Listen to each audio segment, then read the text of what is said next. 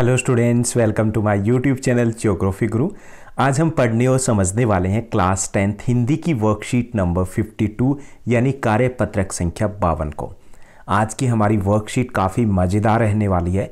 इस वर्कशीट में हम पुनरावृत्ति यानी दोहराई करने वाले हैं लखनऊ अंदाज पाठ की, जो यशपाल द्वारा रचित है और ये व्यंग विधा में लिखा गया है।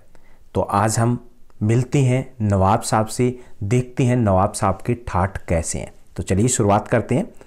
जैसा कि आप अपनी स्क्रीन के ऊपर देख पा रहे हैं, ये हमारी वर्कशीट नंबर 52 यानी कार्यपत्रक संख्या 52 है। हमारा विषय हिंदी है, जिसमें हम लखनवी अंदाज पाठ है उसकी पुनरावृत्ति यानी दोहराई करने जा रहे हैं। आज की दिनांक है 6 नवंबर 2020।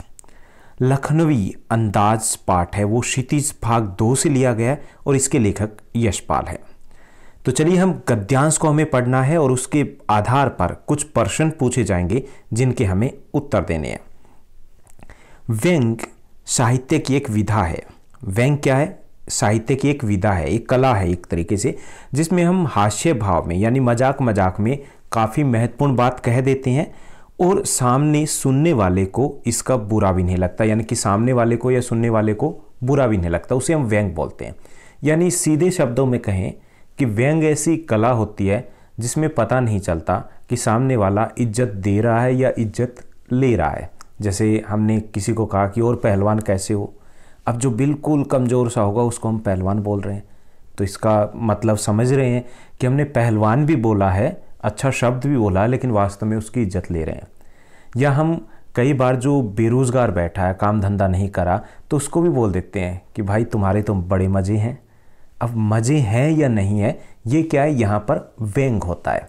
जो एक तरीके से हम टोंट मार रहे होते हैं, ताना कस रहे होते हैं, लेकिन वो जो ताना कस रहे होते हैं वो इस हास्य भाव में होता है कि सुनने वाले को या सामने वाले को बुरा नहीं लगता। तो ये पाठ भी उसी अंदाज में लिखा गया है। इस प्रस्तुत व्यंग्य में जो व्यंग्यपूर्ण पाठ है, इसमें पतनशील सामंती समाज यानी जमींदार वर्ग पर कटाक्ष करते हुए लेखक ने कहा है कि ये वर्ग वास्तविकता से बेखबर एक बनावटी जीवन शैली का है। यानी कि जो सामंती वर्ग था, जमींदार वर्ग था, पहले जमींदार होते थे, कई गांव उनके अधीन होते थे, उनका एक रोब होता था, रुतबा होता था जब अंग्रेजी शासन होता था। लेकिन जैसे ही देश आज़ाद हुआ वो रुतबा ख़त्म हो गया। एक तो उनके नवाबी शौक के कारण, और दूसरा ये था कि उन्होंने अपनी शौक में अपनी ज़मीनें खो दी और आज़ादी के बाद ज़मीनों का दोबारा बंटवारा भी हो गया। लेकिन वो अभी भी उस वास्तविकता को स्वीकार नहीं करना चाह रहे थे, यानी कि जो नहीं थे वो दिखाने की कोशिश कर रहे थे। लेखक ने इसे परजीवी संस्कृति कहा, यानी कि जो दिखावे की संस्कृति है उसको क्या कहा है, परजीवी संस्कृति कहा है, कि जो है नहीं वो दिखने की कोशिश करें। इस पाठ में लेखक ने लखनऊ के एक नवाब की दिखावटी जिंदगी का वर्णन किया है, जो रेलगाड़ी में यात्रा करते हैं। समय बिताने और शौक के लिए जो खीरा खरीदते हैं वो नवाब साहब सामने बैठे लेखक से खीरा खाने के लिए पूछते हैं। अब लेखक के मना करने पर उस खीरे को धोते हैं, पोंछते हैं, करीने से काटते हैं, फिर जीरा मिला नमक और मिर्च छिड़कते हैं उसके ऊपर।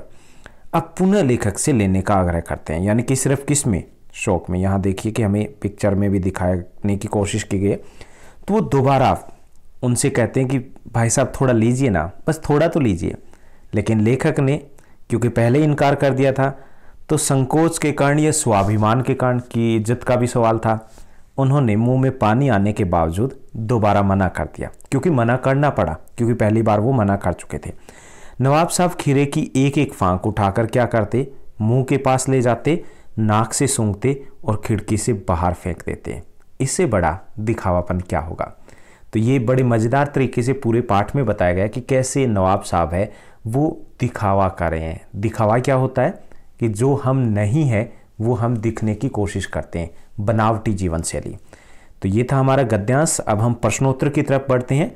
आज की इस वर्कशीट में आसान से 5 प्रश्न दिए गए हैं। पहला जो प्रश्न दिया गया कि व्यंग विधा क्या विशेषता होती है, या व्यंग विधा क्या होती है। व्यंग साहित्य की एक विधा या कला होती है जिसमें हास्य में महत्वपूर्ण बात कह दी जाती है और सामने वाले या सुनने वाले को बुरा भी नहीं लगता। ओके, उसके बाद दूसरा जो प्रश्न दिया गया कि परजीवी संस्कृति से लेखक का क्या आशय है?